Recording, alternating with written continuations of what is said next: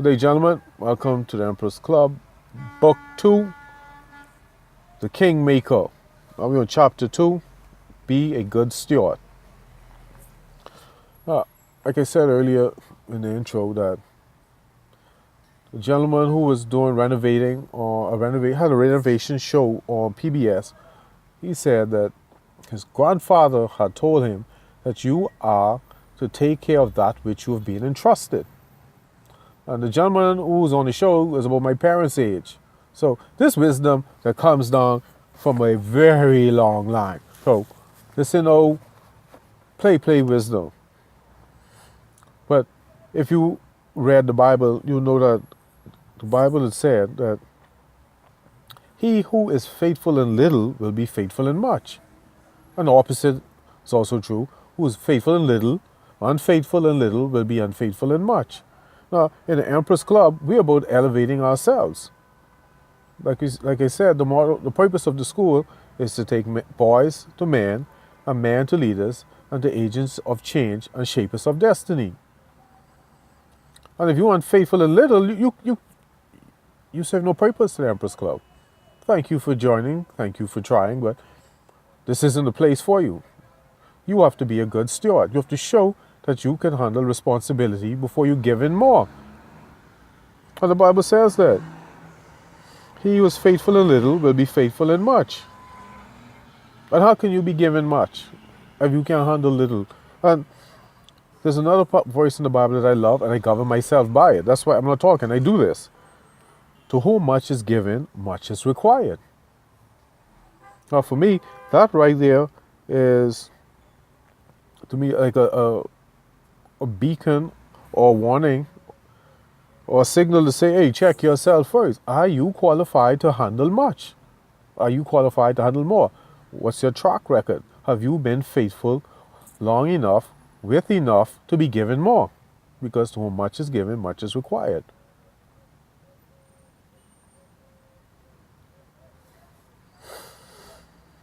That's right. So, to me, a perfect example of the importance of this is the parable of the talents. You know, the master gave 5 to one, 2 to the other, and 1 to the third, and went away. When he came back, what happened? The man who had 5, he doubled it. The man who had 2, he doubled it. What the man with 1 did, he buried it.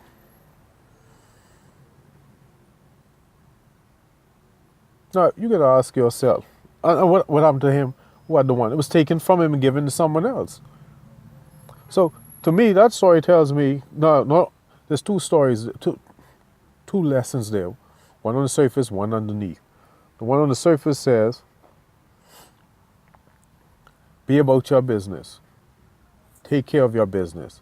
Be a good steward. Make an effort. The third guy didn't make an effort. He wasn't even about his business. He just buried it.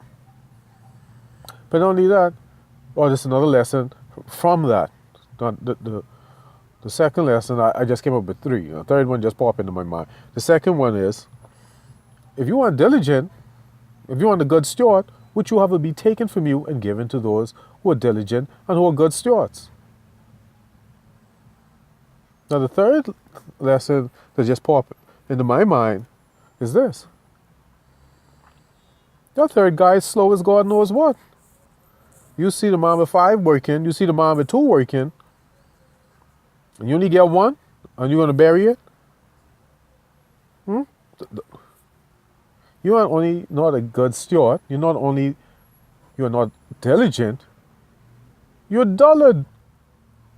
If the man who has much more than you is working hard, and the one who has twice as much as you is hustling, why aren't you hustling? And you know what that tells me? That God knows your heart. And that's why he gives certain people a certain amount of gifts. That's what I got from that.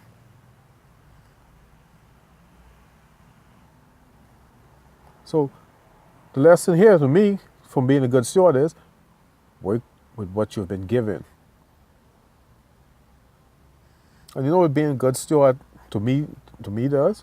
It stops you from being a sucker, from watching what other people have. he got 5 and only get 1, or he got 2 and only got 1. I bet you that's just what he was thinking. Watching other people instead of taking care of his business. And this is why he buried it, and this is why it was taken from him and and given to someone else, someone more diligent. Okay, there's the lesson right there, gentlemen. Don't let that spirit be in you. Because to me, the guy with 1 spit in God's face. So you gave him 5 and only me 1. You only gave me 1. You gave him 2 and only gave me 1. So he just threw it.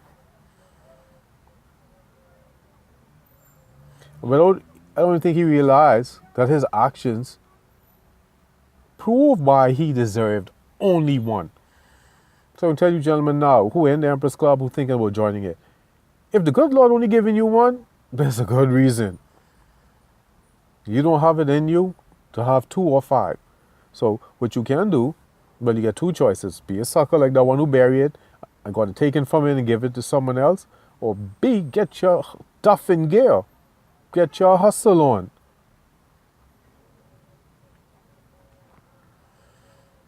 Not being a good steward is a spit in God's face. And I dare say, the gentleman who got 1, that tells me the master was watching them. The master knew who he was dealing with. And I bet you the master knew, hey, I know this guy is going to waste this. But if I don't give it to him, the type of heart he has, he may attack these other 2 men. Why do you think guys who sit around moaning and groaning about what other men have don't do anything with their life? They're busy watching what someone else has. That's why God gives them less talent. That's why God gives you less blessings. You have a sucker mentality. And in the Emperor's Club, A, that's grounds for dismissal. You can have a coke and a smile. And B, that's grounds for us not to even allow you in. Look how David killed Goliath. A slingshot and a rock. What if David had the same stink attitude as the man with 1? He wouldn't have done his job. He wouldn't have been a good steward.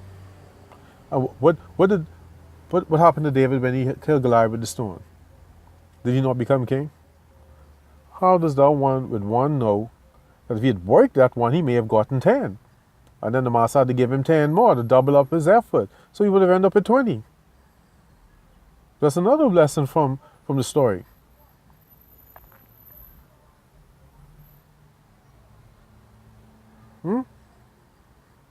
And being a good steward, what came to mind just now, chess. A pawn can become king.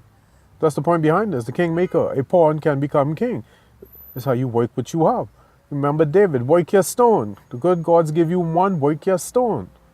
Be a good steward. Take care of that which you have been entrusted. And be diligent. All right, that's it for me, gentlemen. Thank you for your time. The next chapter. Yeah. The next chapter will be, this makes me think of my grandmother. Cleanliness is godliness. Thank you for your time, gentlemen. Catch you on the flip side.